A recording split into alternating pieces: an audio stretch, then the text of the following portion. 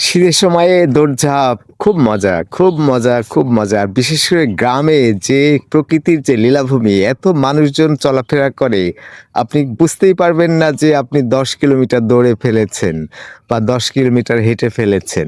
মজার, মজার জিনিস দেখতে পাবেন। একটু আগেই আমার র‍্যাকেটের ঘোরানো দেখে কয়েকশো পাখি উড়ে চলে গেল একদম। তার মানে ভয় পেয়ে গেছে। তো মজার, মজার কাণ্ড ঘটে। আর মনে রাখতে হবে যে আমাদের জন্ম থেকে মৃত্যু পর্যন্ত আমাদের শরীর আস্তে, আস্তে দুর্বল হতে থাকে। দেখা গেল যে একটা বয়স পর্যন্ত আপনি ১০% মরার সম্ভাবনায় আছেন। তারপরে ২০%, তারপর ৩০%, এই করতে, করতে আপনি ৯০ এর ঘরে যখন যাবেন তখন যেকোনো সময় মারা যেতে পারেন। এটা একটা। আরেকটা হলো হসপিটাল। হসপিটালে গেলে কিছু উপকার হতে পারে।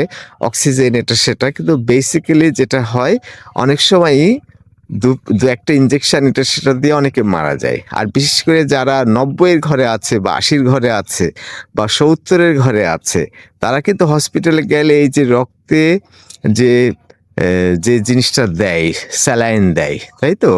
দেখা যাচ্ছে যে কিছু ঝামেলা হয়, মানে ধাক্কা লাগে। হয় না? যেকোনো কাজের একটা ধাক্কা লাগে। আপনি যদি বন্দুক দিয়ে গুলি করেন, তাও কিন্তু পিছনে একটা ধাক্কা লাগবে। তো যখন আপনার শরীরটা দুর্বল, ৮০% মরার লাইনে চলে গেছেন, তখন কিন্তু হসপিটালে গেলে যে ট্রিটমেন্টটা দেবে, যে ঝটপট ওষুধ দিবে, যে স্যালাইনটা দিবে, দেখা যাবে যে ফুস করে মারা যায়। এরকম অনেক ঘটনা ঘটেছে। তার মানে হলো সতর্ক থাকা। আর ব্যায়াম করাটা সবথেকে জরুরি। এই ব্যায়ামটা আসলে আপনি আনন্দ করতে, করতে করতে পারেন। আমি যখন ফুটবল খেলতাম তখন ব্যায়াম হয়ে যেত, রাইট? আবার আপনি যখন ফোনে কথা বলছেন তখন হাঁটতে, হাঁটতে কথা বলতে পারেন। যখন আপনি ভিডিও দেখছেন তখন হাঁটতে, হাঁটতে ভিডিও দেখতে পারেন। তবে পরিবেশটা দেখবেন যে বিপজ্জনক যেন না হয়। তার মানেই হলো যে কেউ মারা যেতে পারে, তবে সুস্থ থাকার চেষ্টা করাটা ভালো। তার মধ্যে সবথেকে গুরুত্বপূর্ণ হলো ব্যায়াম। এই ব্যায়ামটা খালি আপনি যে দৌড়াবেন সেটাই না। আপনি ফোনের মাধ্যমে কথা বলতে, বলতেও হাঁটতে পারেন, ভিডিও দেখতে, দেখতেও হাঁটতে পারেন। বিভিন্নভাবে আপনি যে রান্না করছেন, রান্না করার ফাঁকে, ফাঁকে আপনি কিন্তু একটু নড়াচড়া বেশি করতে পারেন, একটু লাফঝাপ দিতে পারেন।